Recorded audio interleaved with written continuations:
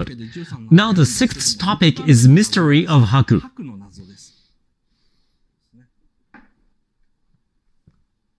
So, here is the scene where Chihiro embraces Haku, who comes back covered with blood.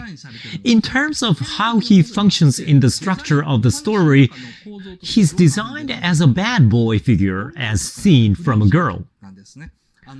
Ordered by authoritative adults, a pure boy does bad things in the outside world and comes back covered with blood. But such a bad boy who regular people are scared of is kind to this one girl, just like a hero in the girls' comic books. He's a boyfriend figure in the story. I've read a girls' comic book from Showa period called Hot Road, but that's how it looks like. Or it's like banana fish. There's a scene where Haku tells Chihiro,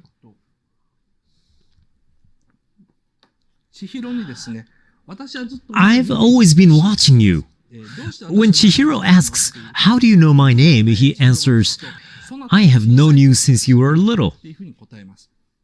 At the scene where Haku passes on the rice bowl to Chihiro, Haku can't remember his name. After all, his name has been taken away. That's why he says, "I can't even remember my own name, but it's strange, I remember you." Again, most people just follow the spoken lines, and if we take the line as it is, Haku is the guardian god of a river called Kohaku River, who rescues Chihiro when she's about to drown there. So he knows her because of that incident. At least that's what the script says. He says, "I knew you since you were a child." However, the line that says, "I can't even remember my own name, but it's strange I remembered you," doesn't make much sense. For example, when Chihiro worries about Haku when he's injured, Kamaji says, "It's love." He says, "This is love, love." But this too is too unlikely for any of Miyazaki's previous anime. Even if the protagonists in his movies like each other, they usually don't express their feelings in such a straightforward way. So why is it different here? There is also something called the mysterious lyrics.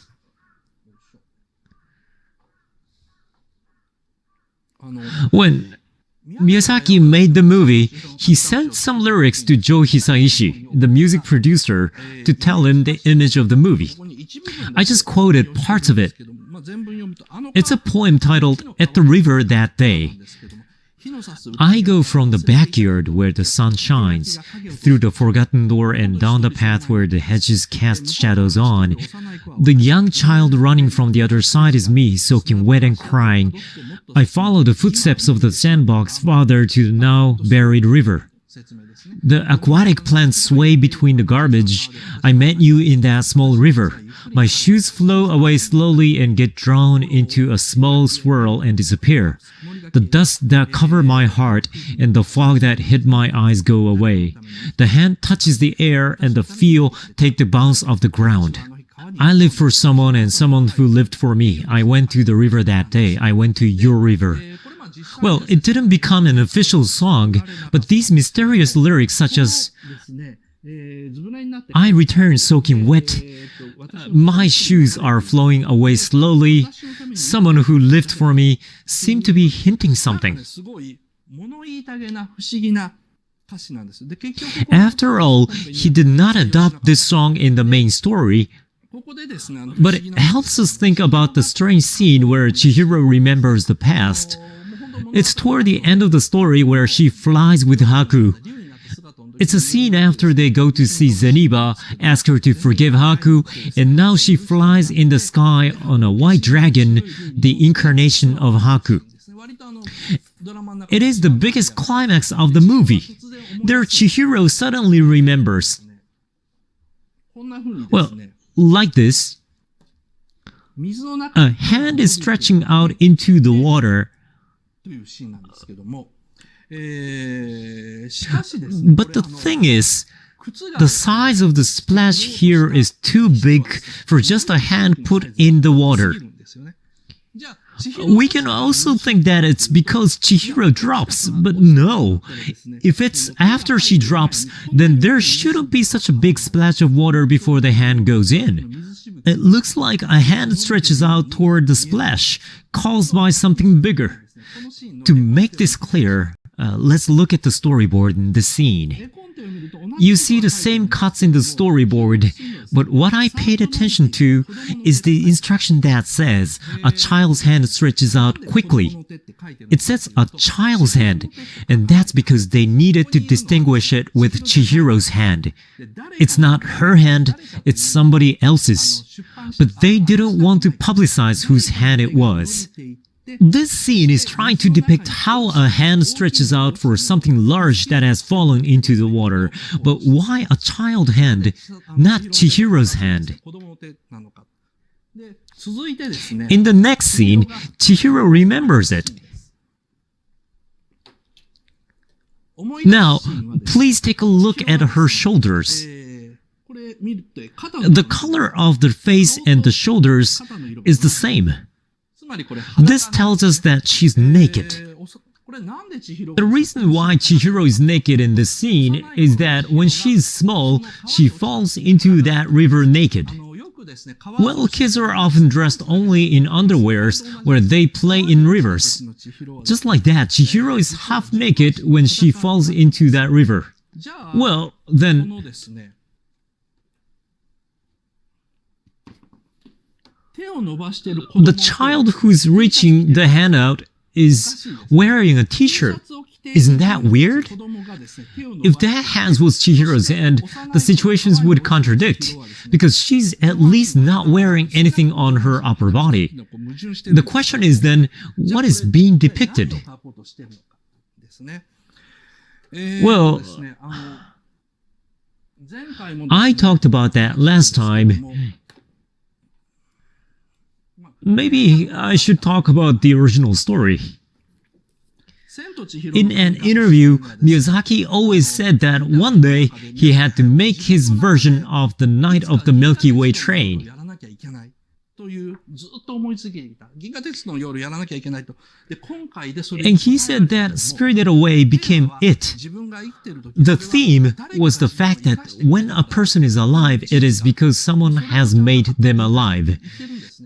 Miyazaki said that he wanted to send that message clearly in the movie, and he actually did. He repeated that same message in the movie brochure, that someone has always lived for you and made you live. But when you just follow the story of Spirited Away, we can't tell why Miyazaki emphasized it so many times. It's a theme that comes out in The Night of the Milky Way, which Miyazaki values so much. He said the theme is contained in the scene of Unabara Electric Railway. However, while there are plenty of research books on Spirited Away, I can hardly find anyone who discusses the thematic part in depth. That's because everyone is trying to understand Spirited Away from the story and above all, lines. But Miyazaki is a creator who speaks through images. For example, these two pictures look almost identical. The difference is that in the upper picture, the house is built on water, while in the lower one, on a hill. The upper picture is a scene of Unabara Electric Railway from Spirited Away.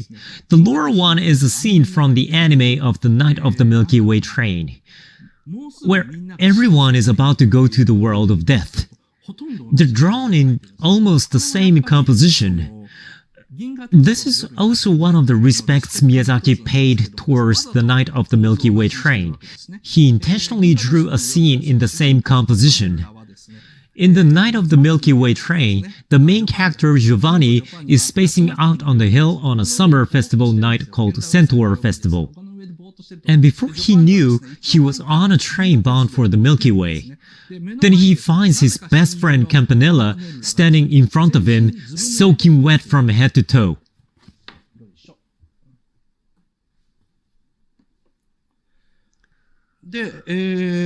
Right, as you can see, when Campanella wipes his shoulder with a handkerchief, many water drops fall.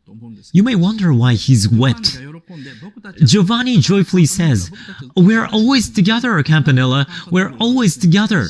But Campanella doesn't say anything back to Giovanni. Instead, he just smiled sadly. As the story continues, 3 people come on board. Most characters you see in this story are cats. So it's exciting to finally see more humans. A brother, a sister, and a private teacher come out. It's surprising because from the beginning, you see that the brother is missing a shoe. The sister who comes out with the brother gently wipes off the water drops of his head.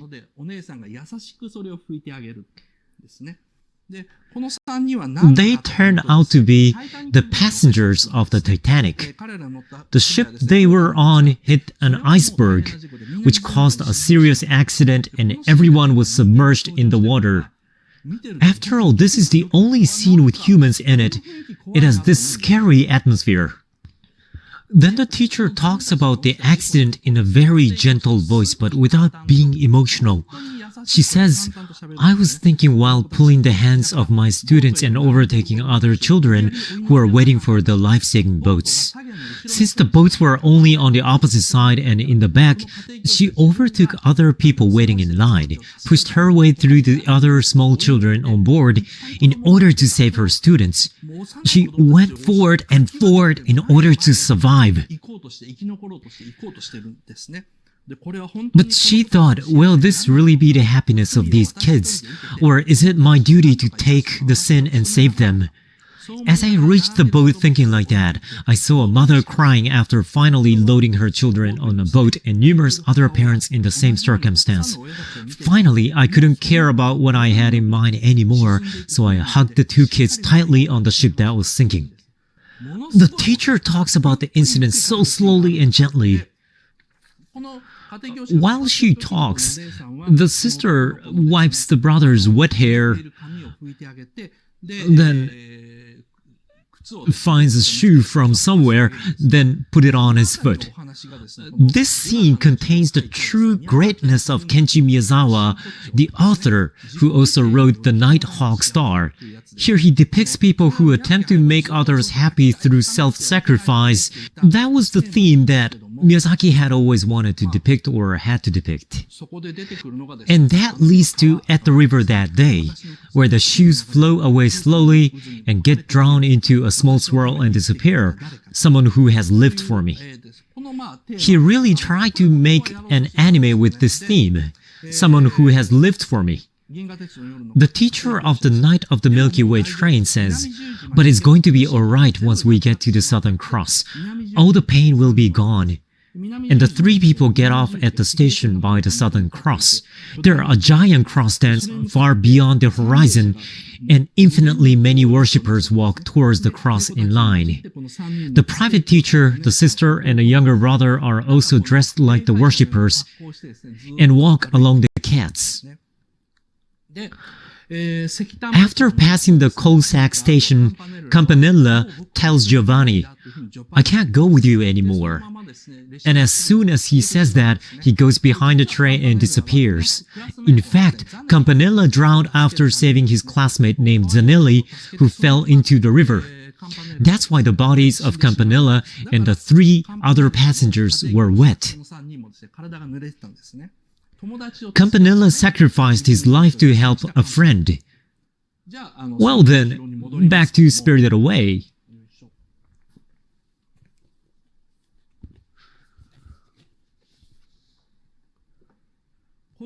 The child's hand is extending to where someone fell. According to the storyboard, it's a child's hand.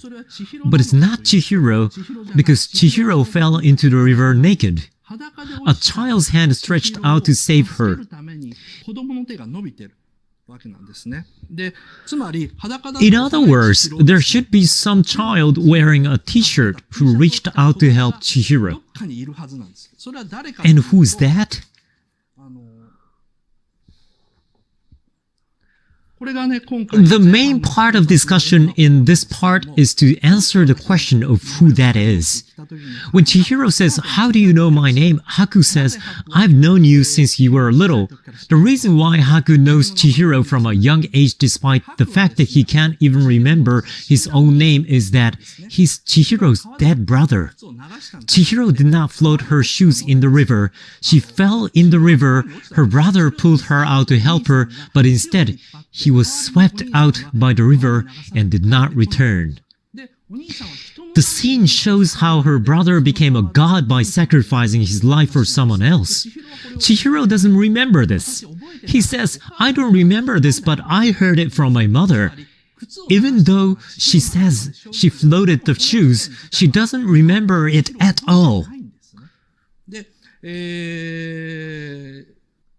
So, her mother didn't tell Chihiro that she had an older brother or he died because of her.